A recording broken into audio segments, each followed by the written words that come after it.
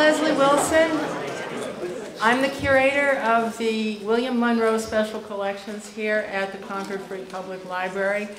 Tonight's event, the opening of the exhibition Bill Anderson's Concord, A Photographic Legacy, is sponsored by the Concord Free Public Library trustees. On their behalf, I am very pleased to welcome you all here.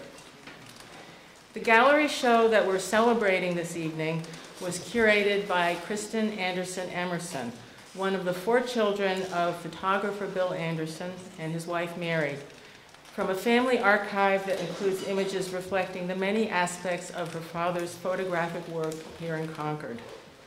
Some of you, probably many of you, remember Bill Anderson. He grew up on the Frank Wheeler farm at 9 Acre Corner, and he caught the photography bug from his mother, Esther Howe Wheeler Anderson, who was a gifted photographer with a particular eye for the landscape Thoreau had known. An aerial photographer in the 1940s, Bill Anderson went on to establish AndersonPhoto, which operated in Concord Center until 2010. His work touched the lives of his fellow Concordians at key personal, family, and community moments. He captured local people, private and public ceremonies, and slices of the evolving physical and social landscape. His photographs still resonate even for people who did not know him personally, because they convey the feeling of life in 20th century Concord with insight, humanity, artistry, and immediacy.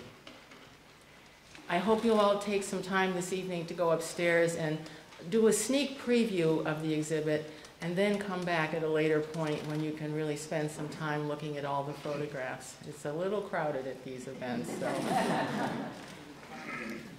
The exhibit will be in the gallery through October 30th, so you have some time. I'm so pleased that Kristen Emerson is here tonight to share her thoughts on her father's photographic legacy, of which she, as the keeper of a significant archive of Bill Anderson's work and Anderson family photographs, is a devoted steward. Having grown up and gone to school here in Concord, Kristen studied classics at the undergraduate and graduate level, then took a position in the Greek and Roman department of the Museum of Fine Arts in Boston. In 1982, she became part owner and the manager of AndersonPhoto, fulfilling those roles until 1996. She has subsequently worked at managing the Anderson Archives and founding and running the Emerson Image Bank and the Snug Harbor Gallery in Duxbury. Over the years, members of the Anderson family have presented the library's special collections with major donations of family papers. Kristen was kind enough to speak here in 2012 at the opening of a special collections exhibition on farming at 9 Acre Corner, which drew heavily on these gifts.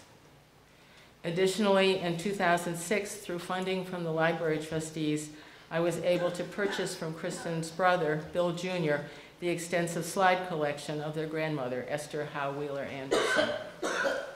The presence of all of this Wheeler and Anderson family material in the library makes the exhibition upstairs and tonight's program especially meaningful for those of us who work with the historical collections here. Please join me in welcoming Kristen Anderson Emerson.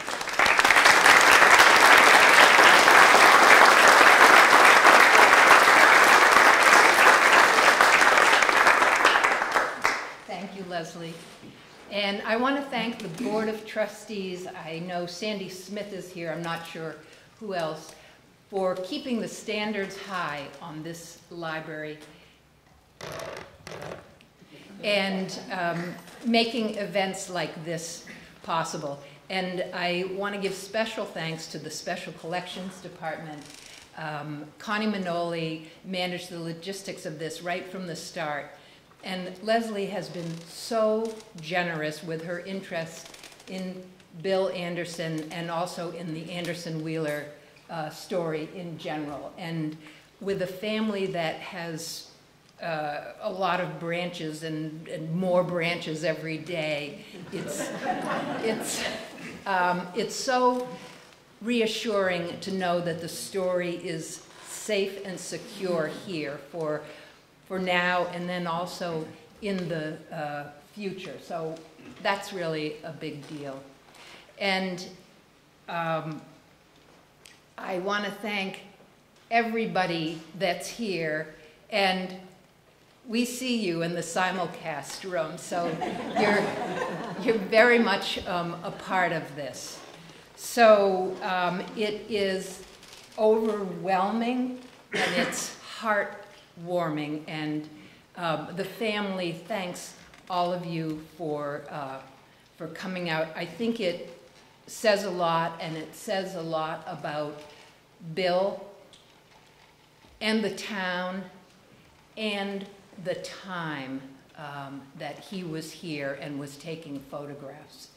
So just as a little warm-up exercise, how many, and you also in the simulcast room, how many knew Bill or were here in Concord before the mid-'80s? Okay.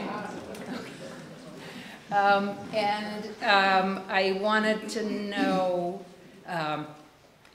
actually, just sidewise, there is a whole nother Wheeler event going on in West Concord, a celebration of the Harvey Wheeler building. So what I was going to say is, how many people here are remotely related to Dad? Okay, good. All right. How many are here under duress?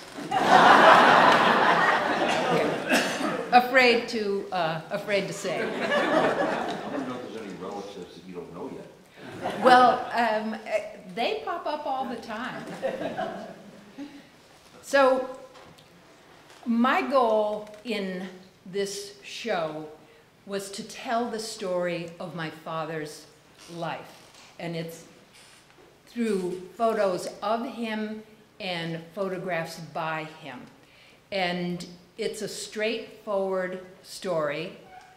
A boy grows up to be a handsome and honorable young man, joins the Marines, comes back, marries his high school sweetheart, and sets up a business in his own hometown.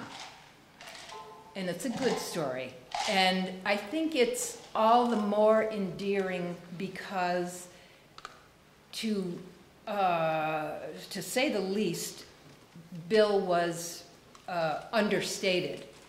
And there's a tale of Mary coming back from their first date in high school, tears streaming down her face, and crying to her mother, "He didn't say anything."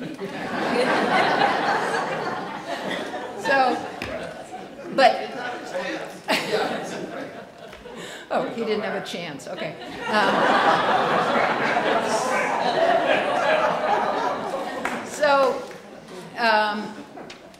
He was, and you know this if you knew him, he was extremely quiet. He didn't talk really unless he had something to say. And even though he was quiet, he was strong and principled, and he lived to the very end of his short life. He passed away in his late 60s. He lived according to his core values. And I think those are the things that make us remember him fondly, and that make this a good story. So that story gets amplified by being inextricably bound with Concord in a couple of ways: by blood, by the location of his business, and by the nature of his business, photographing the town. But not only that, I think that there's a bigger story to be seen in the time frame that his career spanned. After World War II, for the next couple of decades, I think those are critical times in the culture and also in Concord. And also, there's something to be thought about and examined in the history of photography that time frame was a critical time in the history of photography. So since we're in a library, I'll confess that I've never belonged to a book club. Although I should correct that. I was in a two-person book club with my husband, but I got kicked out because I read too slowly. But I have read in books, you get to the end and they say, here are some good things to discuss at book club. So those items, I think, are those sort of topics that come up when you view the exhibit. So what I want to do is just take a quick, as fast as I can, look at those topics that I just named. And the first one, which Leslie kind of went over, but so I'll go over it very quickly, was his bloodline in this town. And speak in the microphone? Oh, are you, oh, fine. Start over. Okay.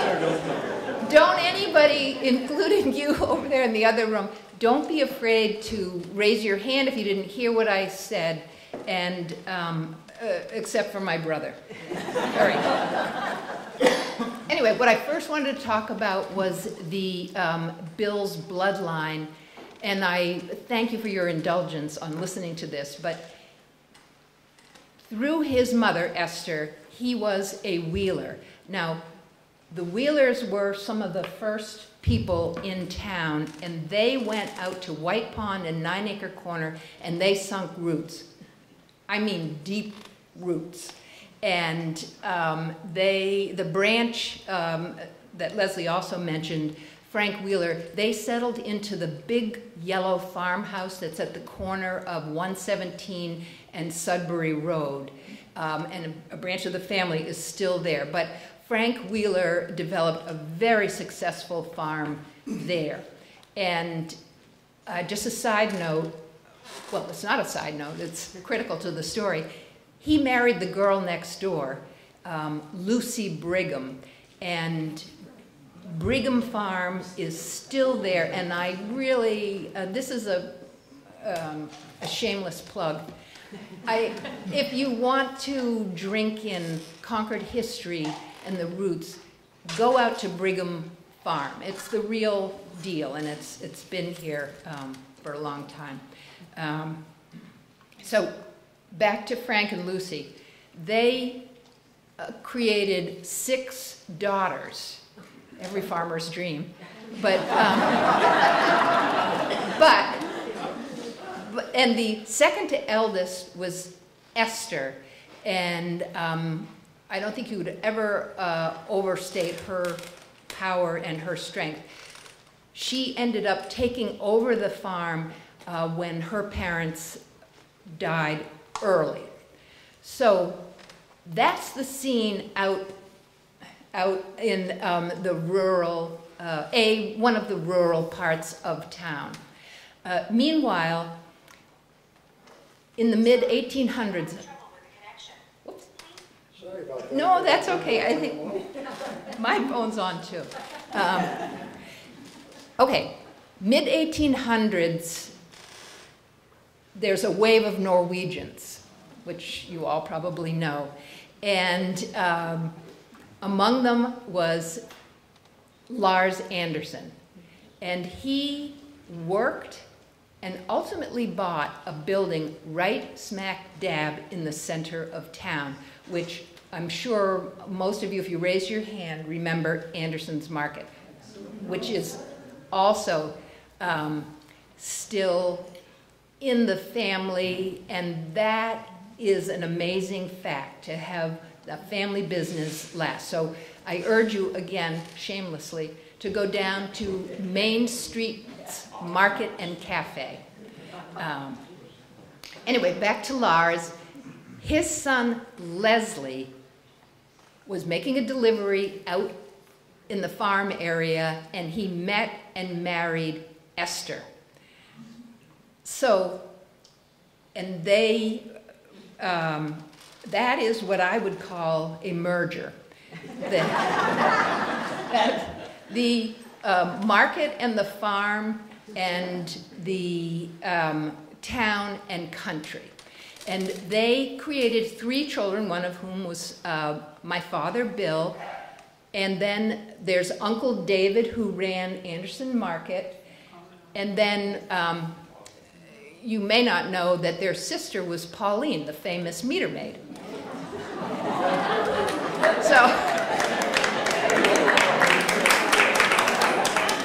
So that's, I feel that's an important background because you can see there was, wild horses could not pull Bill out of Concord. And another important thing to note right here is that Esther, I'm going to use the word obsessed, and that might be weak, was obsessed about photographing every step of these kids' lives and life on the farm. And and she put them in albums. That was really wonderful. So she documented the whole thing. In her spare time, she also, as Leslie noted, she photographed in the woods and the fields of Concord, and she took pictures of natural phenomena that matched entries from Thoreau's journals. And she showed these slides around New England, and she read the corresponding quote. And that's called Thoreau Country. And there is a book that my brother put together that shows the photos she took and the corresponding quotations.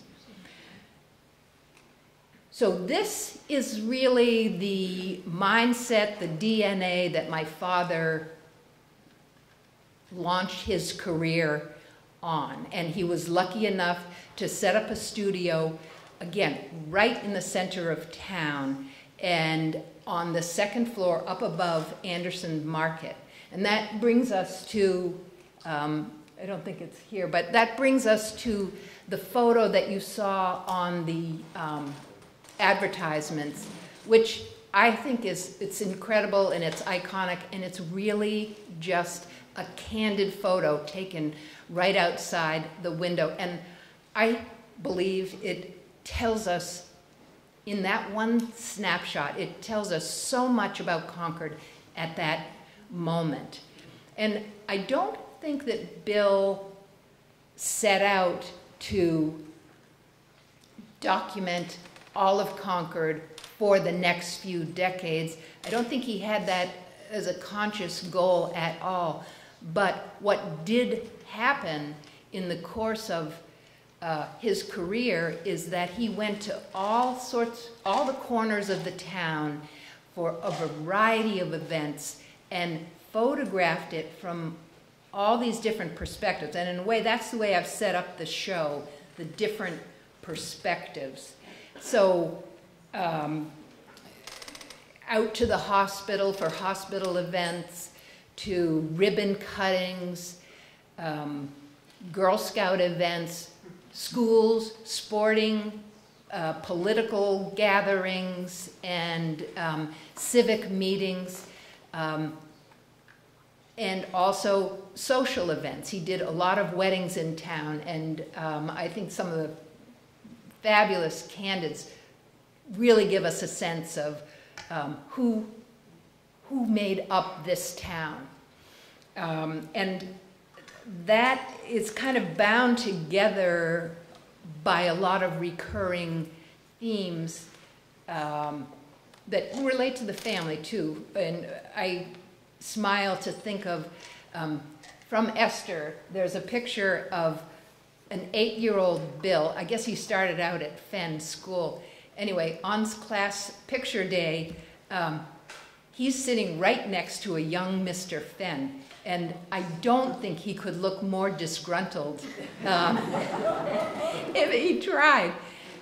So, decades later, Dad is the official photographer for Fenn School, and there's a great picture of him trying to get the attention of the young boys, and either he or my brother caught a photo of an elderly and fragile Mr. Fenn in a sea of squiggly wiggly young boys. So, and in the family there are a lot of traditions, and my grandfather belonged to Rotary, so there's a lot of pictures going back from then, and my father, and I did, and my brother Bill, and now the grandson. Are you still in Rotary? Okay.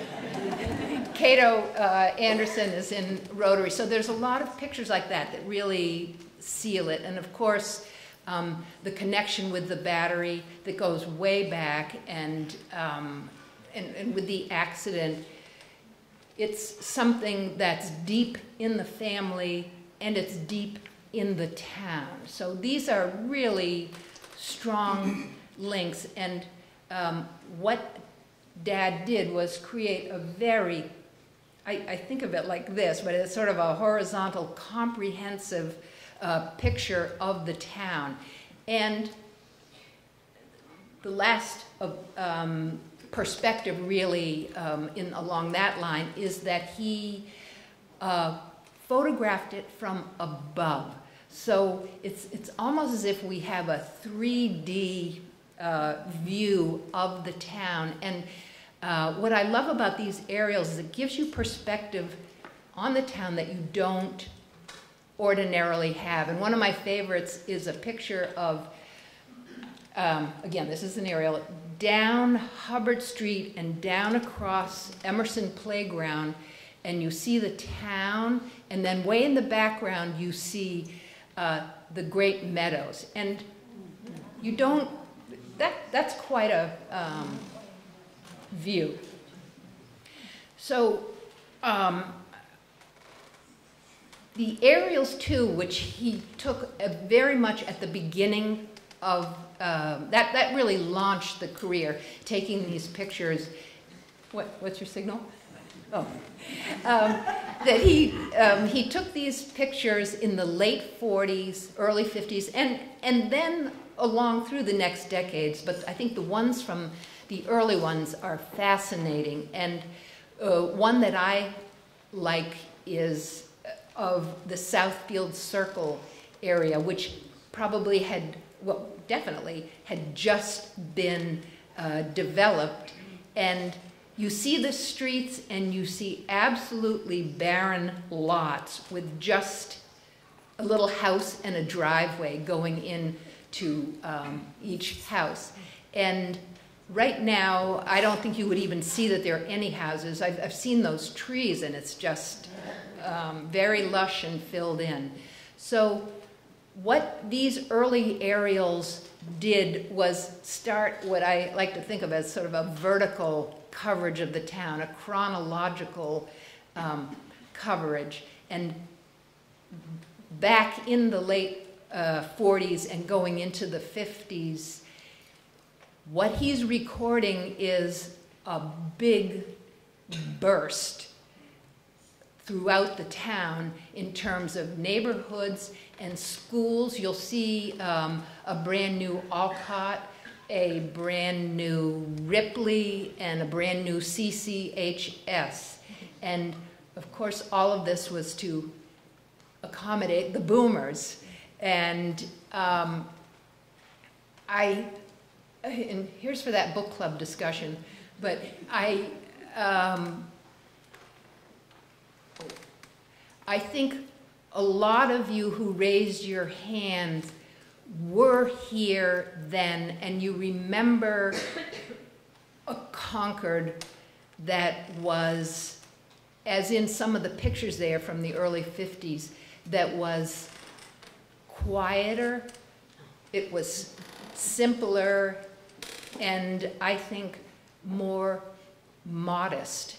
And I think our job in history, not my job as a speaker, but is you know, you need to figure out what's good that needs to be brought forward, that needs to be passed on to generations, and what's not good and left behind. And the same thing, you know, what's good about what's being done today. So I think when you have photos that really put what yesterday was in front of you, you get reflective, and I think that's a good thing, and it reminds us to just, in my mind, slow down a little bit.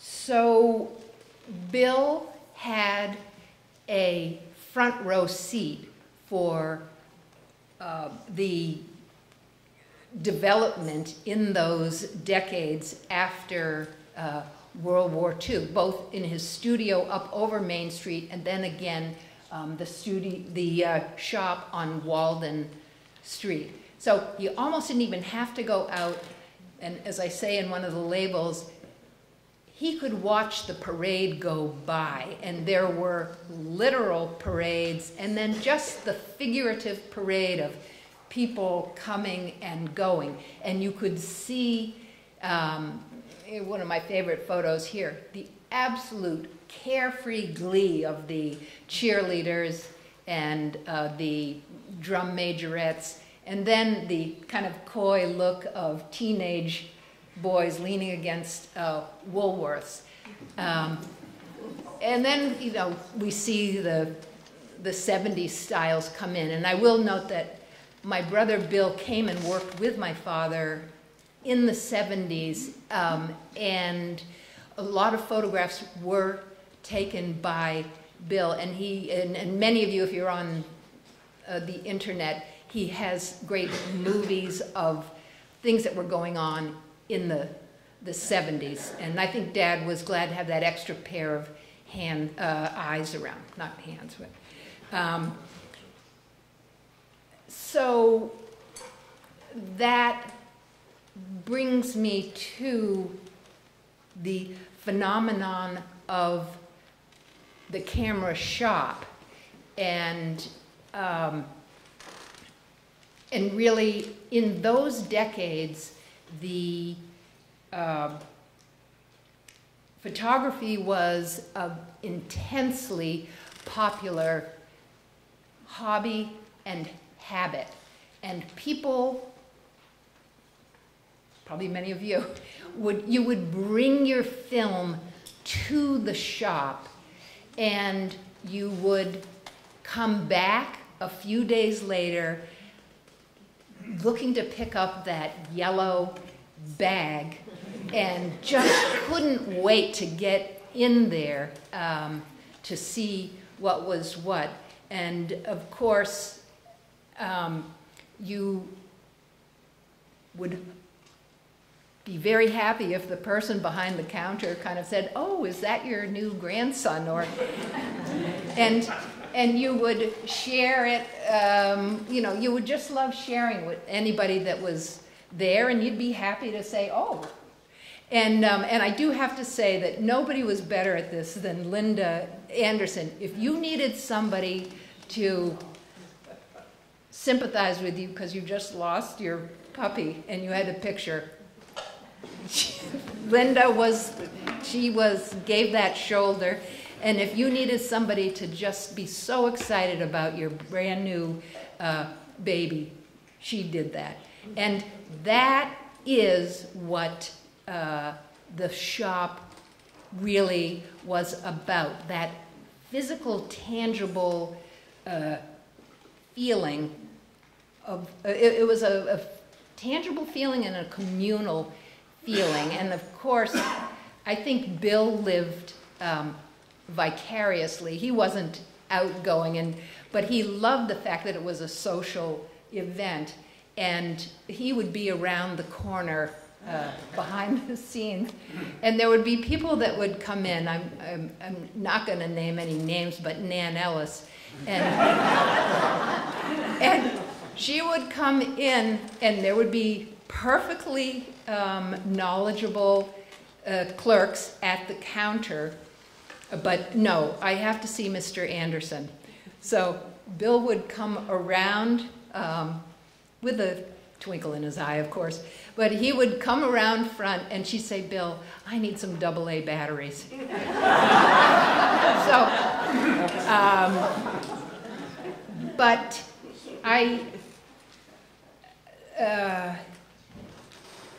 of course, Verizon stores and Apple really have taken over, and it's camera shops are a phenomenon of a bygone era now, but I believe that part of what we're feeling in the story of Bill and in the exhibit is that experience, in that experience. And I think, you know, people would come in who didn't even have a photographic mission, but it's sort of the Cheers phenomena. You go where everybody knows your name. So if we then peel back this, these elements, the history of that moment in the history of photography, and if we peel back those decades, I just remembered, I've got Ralph Waldo right here. I'm sorry. I meant to say something about it.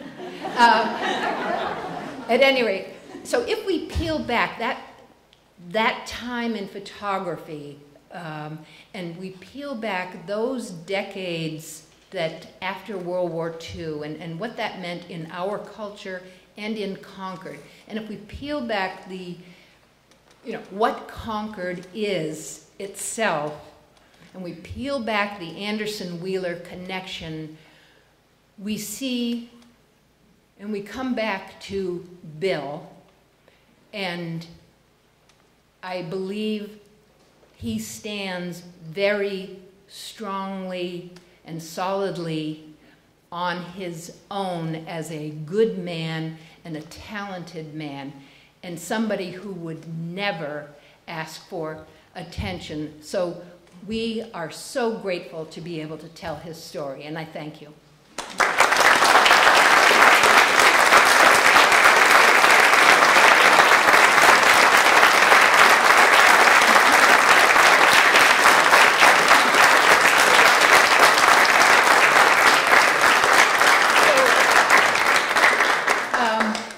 My husband didn't have to do this. I know how it is when there's a question and answer period, and sometimes you just want to beat it out of here. But maybe we'll take a couple, and if you need to leave, that's fine. Or maybe there are no questions. In the simulcast room? No, I just, so. But I think the most important thing really is to go on up and see the show or talk amongst yourself. And I'll be here if anybody has any questions.